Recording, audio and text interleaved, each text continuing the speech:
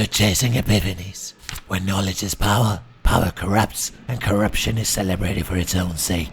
My name's Marcosius, the 35th Spirit, and all hail the Dark Lord of Destruction! No. We're not doing this whole evil, demonic twin thing. Get out of here. Come on now. Time to skedaddle. There's the door. Corruption and delicious evilness. Aww.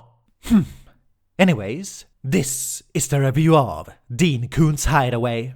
For starters, I must say that this book has one of the strongest beginnings I've read in a while. We start off with an intense fight for survival, where every moment is one torturous thought and sensation after another. Our main couple, Hatch and Lindsay Harrison, are trying to get out of their car that's just swerved off a cliff and into a harsh winter river. Now, this is the first Koontz story I've ever read, so I can't compare it to other books he's written or whether or not this one is one of his better works. What I can say though is that he knows how to slow down and zoom in on the kind of details that convey strong emotions and build atmosphere. Through the whole car crash, as they're battling against the forces of nature, it's impossible not to feel anxious with each new wave of icy water crashing against them. The panic is contagious, especially once Lindsay realizes that Hatch has gone unconscious, no longer breathing. Can he still make it? Once help arrives and they're transported to a hospital, Lindsay is sinking further and further into despair. But one of the nurses tries to give her a bit of hope, saying that maybe this time, death won't be the end. Any normal person would assume that the nurse is trying to comfort Lindsay by talking about the afterlife or something. But then the doctor shows up. Red flags are raised and the horror alarms are going off like blaring sirens. Oh shish kebab. They're gonna bring back the dead, aren't they? Now, the descriptive prose that I loved during the car crash scene becomes a double-edged sword here. It seems as though Koontz not only loves to zoom in on specific loaded events, but on pretty much everything. Sometimes details can drag things out more than needed. As a result, the pacing of the overall plot, it varies, let's just say that. I swear it takes about a fourth of the entire book before things move on from the first act.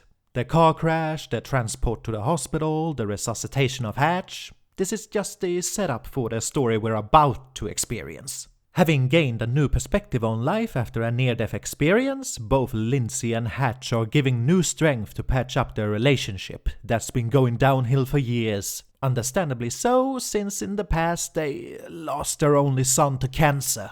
So they consider adoption, which leads them to meeting Regina, an orphan girl who's mature beyond her years, and I could only describe her as, adorably God-fearing. She folded her hands in prayer and said softly, "I'll continue to keep an A average in school, I'll never again put jello in the holy font, and I'll give serious thought to becoming a nun."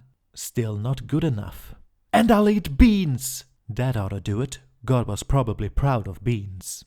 But then, things start taking a turn for the worse as Hatch starts having nightmares and hallucinations. It's as if he's seeing things through the eyes of someone else. A cold-blooded killer who calls himself Vasago. Did Hatch's temporary death cause brain damage, or is this something else? Switching back and forth between perspectives, we see how the story of the Harrisons and the story of Vasago soon start to merge. Refreshingly enough, Lindsay believes her husband almost immediately when he says he's got some sort of supernatural connection to this killer. Of all couples in fiction, their bond of trust is ridiculously strong. For those interested in the occult, you'll find the origin of Vasago's name in the Lesser Key of Solomon, a text that describes up to 72 different spirits of the hierarchy of demons and angels. Vasago is the third spirit, a mighty prince. He is of a good nature. His job is to declare the past and future, and to discover all things hidden or lost.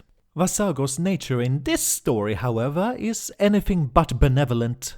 Life is either meaningless or outright offensive to him, as he's a literal worshipper of death and hell itself. And rather than being one that discovers hidden things, the title Hideaway refers to his little hidey hole where he keeps his macabre collection of victims. I very much applaud Koontz in how he managed to write the perspective of a bloodthirsty psychopath, giving detail and depth to Vasago in spite of him being this one-dimensional representation of pure evil.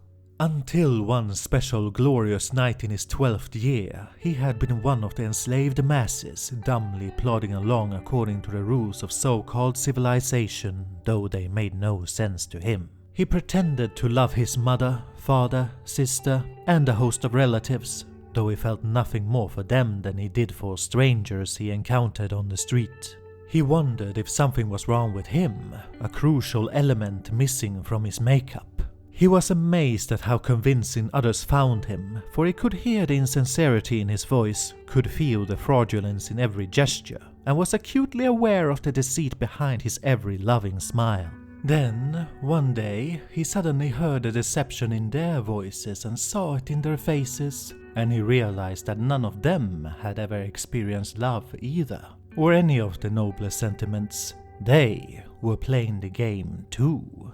Hideaway is often described as a story of good versus evil, which I can see in some of the religious undertones and overtones. This does help make it a simple and easily digestible story, but I would say there's a bit more to it than that.